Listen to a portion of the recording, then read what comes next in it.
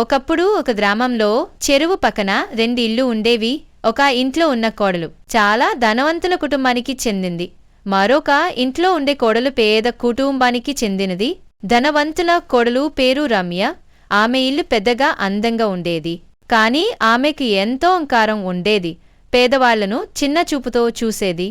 మరోవైపు పేద కోడలు పేరు లత.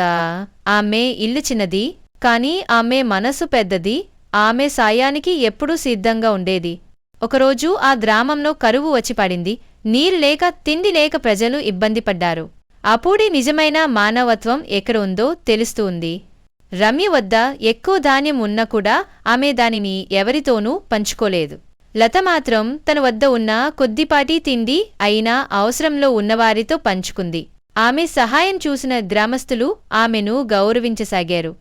ఈ కథ మాకు చెప్పే నీతి ఏమిటంటే మన ధనం కాదు, మన మనసే మన విలువను నిర్ణయిస్తుంది. పెద్ద మనసు ఉండటం మహోన్నతం. ఈ కథ మీకు నచ్చిందా?